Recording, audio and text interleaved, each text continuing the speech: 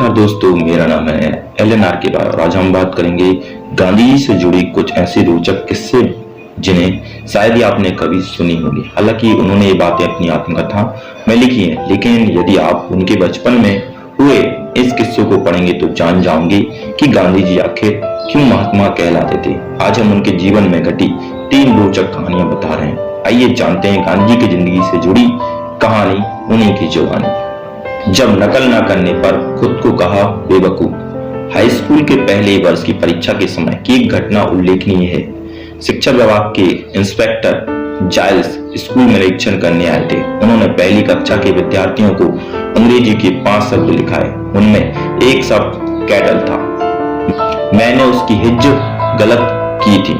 शिक्षक ने अपनी बूट की नोक मारकर मुझे सावधान किया, लेकिन मैं क्यों सावधान होने लगा मुझे यह ख्याल ही नहीं हो सका कि शिक्षक मुझे पास वाले लड़के की पट्टी देखकर हिज्जे सुधार लेने को कहते हैं। मैंने यह माना था कि शिक्षक तो यह देख रहे हैं कि हम एक दूसरे की पट्टी देखकर चोरी ना करें। सब लड़कों के 5 शब्द सही निकले और अकेला मैं बेवकूफ ठहरा। शिक्षक ने मुझे मेरी बेवकूफी बाद में समझाई, लेकिन मेरे मन पर इसका कोई भी असर ना पड़ा। मैं दूसरे लड़कों की पट्टी में देखकर चोरी करना कभी नहीं सीख सका। इतने पर भी शिक्षक के प्रति मेरा विनय कभी कम नहीं हुआ। बड़ों के दोष ना देखने का गुण मुझ में स्वभाव से ही था। बाद में इन शिक्षकों के दूसरे दोस्त भी मुझे मालूम हुए थे, फिर भी उनके प्रति मेरा आदर बना ही रहा। मैं यह जानता था कि बड़ों का आज्ञा का पालन करना चाहिए। वे जो कहें सो किया करें, उसके काजी ना बनना। नंबर 2, अब एक किताब ने बदल दी गांधी जी की जिंदगी। इसी समय के 2 प्रसंग मुझे हमेशा याद रहे। साधारणतया पाठशाला की पुस्तकों छोड़कर और कुछ पढ़ने का मुझे शौक ना था। सबक याद करना चाहिए, उलाहना सहा नहीं जाता। शिक्षक को धोखा देना ठीक नहीं है, इसलिए मैं पाठ याद करता था, लेकिन मन अलसा जाता था। इससे अक्सर सबक कच्चा रह जाता था। ऐसे हालात में दूसरी चीजें पढ़ने की इच्छा क्यों ना होती, किंतु पिताजी की खरीदी हुई एक पुस्तक पर मेरी दृष्टि पड़ी। नाम था श्रवण प्रतिभक्ति नाटक। मेरी इच्छा उसे पढ़ने की हुई और मैं उसे बड़े चाव से पढ़ गया। उन्होंने उन्हीं दिनों शीशों में चित्र दिखाने वाले भी घर घर आते थे।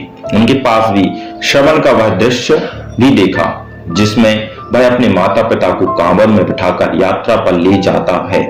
दोनों चीजों का मुझ पर गहरा प्रभाव पड़ा। मन में इच्छा होती कि मुझे भी श्रवण के समान बनना चाहिए। श्रवण की मृत्यु पर उसके माता पिता का विलाप मुझे आज भी याद है। उस ललित छंद को मैंने बाजे पर बजाना भी सीख लिया था। मुझे बाजा सीखने का शौक था और पिताजी ने एक बाजा दिया भी था। नंबर 3, कैसे पड़ा राजा हरिश्चंद्र का प्रभाव। इन्हीं दिनों कोई नाटक कंपनी आई थी और उसका नाटक देखने की इजाजत मुझे मिली थी। उस नाटक को देखते हुए मैं थकता ही ना था। हरिश्चंद्र का आख्यान था, उसे बार बार देखने की इच्छा होती थी, लेकिन यूं बार बार जाने कौन देता। पर अपने मन में मैंने उस नाटक को सैकड़ों बार खेला होगा। हरिश्चंद्र की तरह सत्यवादी सबक क्यों ना होते, यह धुन बनी रहती।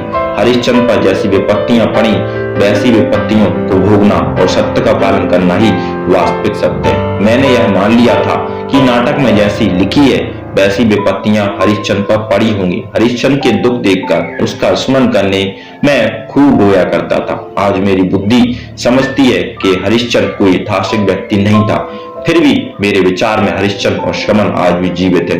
मैं मानता हूं कि आज भी उन नाटकों को पढ़ूं तो आज भी मेरी आंखों से आंसू बह निकलेंगे। तो ये थी महात्मा गांधी के जीवन से जुड़ी ऐसी 3 स्टोरी जो कि आपके जीवन को बदल के रख देगी। अगर आपको हमारा वीडियो पसंद आया तो प्लीज हमारे YouTube चैनल को लाइक करें, शेयर करें और सब्सक्राइब करना ना भूलें। Thank you for watching my video.